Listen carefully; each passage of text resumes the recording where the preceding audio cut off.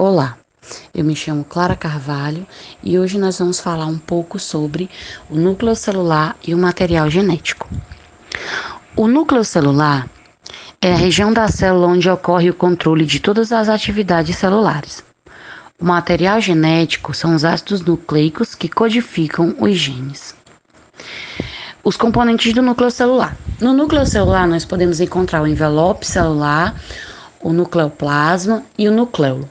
O envelope nuclear é formado por duas membranas e separa o citoplasma do conteúdo do núcleo. O nucleoplasma é uma solução aquosa que contém proteínas e outras substâncias necessárias para que o núcleo realize todas as suas funções. O nucleolo é uma estrutura esférica, sem membrana, e ela é constituída por proteínas e por RNA. Nessa imagem vocês conseguem observar que o envelope nuclear ele possui esses poros, alguns buraquinhos, que vão permitir o contato do meio externo com o meio interno do núcleo, que vai estar dotado de nucleoplasma. O nucleoplasma ele é essa substância aquosa onde vai estar todas as substâncias que vão ser necessárias para que o núcleo realize as suas funções. E aqui vai estar o nucleolo, essa parte mais laranjinha do centro, que é onde o material genético, no caso aqui RNA, e as proteínas vão estar contidas. O material genético, ele é portador das informações que determinam as características hereditárias e o funcionamento dos organismos. No núcleo, o material genético, ele vai se associar a proteínas. Nessa associação às proteínas é que elas vão conferir essa forma, essa organização e o formato da molécula do DNA. O DNA é a molécula que contém as informações genéticas hereditárias, ou seja, aquelas que são passadas de geração em geração e que vão estar relacionadas diretamente às características físicas que nós possuímos. Os nucleotídeos, eles são as subunidades que formam a molécula do DNA. Cada nucleotídeo é formado por um açúcar, que no caso do DNA vai ser essa pentose aqui, que ela vai ser uma desoxirribose. Um grupo fosfato, que é essa partezinha amarela, laranja, e uma base nitrogenada, essa parte roxa. O DNA ele é responsável pela transferência das características. O meu olho é castanho, a minha mãe tem um olho castanho, meu pai tem um olho preto. No caso, o meu olho castanho eu herdei da minha mãe. O meu cabelo é liso, a minha mãe tem o cabelo cacheado e o meu pai tem o cabelo liso.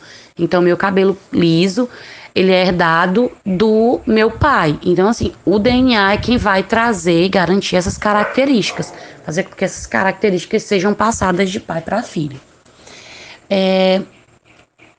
A gente vai ter os nucleotídeos do DNA, que vão ser a citosina, adenina, a guanina e a timina. Essas são as nossas bases nitrogenadas. A molécula do DNA, ela possui um formato helicoidal ou de dupla hélice. É como uma escada em formato de caracol. As cadeias que formam o DNA são mantidas unidas por ligações químicas entre as bases nitrogenadas, nas quais as ligações são citosina vai se ligar com guanina e a adenina vai se ligar com timina. Sempre elas vão ter essa ligação. A citosina sempre vai estar ligada à guanina e a adenina sempre vai estar ligada à timina no DNA. Os genes. Cada molécula de DNA contém milhares de genes que servem de moldes para a codificação de uma molécula de RNA, que em sua maioria orientará a produção de uma proteína. Essas regiões codificantes são genes. Como vocês podem observar aqui, a gente vai ter um cromossomo, né, que é o nosso material genético condensado e todo organizado. E aí vocês vão ver a molécula do DNA mais distendida, mais solta, digamos assim. E aqui vocês vão ver as regiões, os exons e os introns, que vão ser as regiões que vão possuir e não vão possuir informação genética. Isso a gente vai ver mais à frente.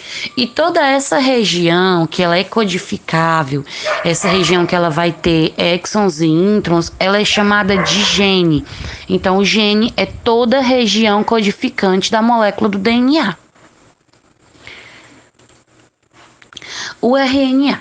O RNA é uma molécula de cadeia única e também é formada por nucleotídeos.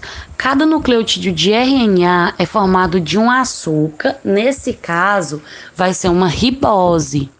Por isso que o nome é RNA, ácido ribonucleico. No DNA, o açúcar vai ser uma desoxirribose. Por isso que o DNA é chamado de ácido desoxirribonucleico.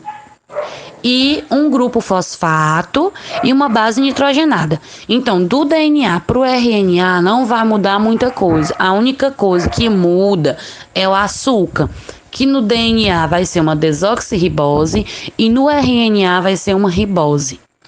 Aqui vocês podem observar a parte mais alaranjada é um grupo fosfato, a parte roxa vai ser uma pentose, né, que vai ser um açúcar, no caso a ribose, e essa parte azul vai ser a base nitrogenada. As cadeias que formam o RNA são mantidas unidas por ligações químicas entre as bases nitrogenadas, nas quais as ligações são... Quando a fita de RNA, diferente da fita do DNA, ela é uma fita simples. Elas não são duas fitas que vão se juntar, é somente uma fita. E aí o que acontece? Essa fita vai se ligar a uma outra fita de RNA também. Essa fita ela vai conter apenas citosina, guanina, adenina e, diferentemente do DNA, no RNA nós não vamos ter a timina, nós vamos ter a uracila. A citosina vai continuar se ligando com a guanina, como no DNA, porém a adenina ela vai ser ligada à uracila, no lugar da timina. Esse foi o nosso conteúdo de hoje. Eu espero que vocês tenham compreendido. Até a próxima aula.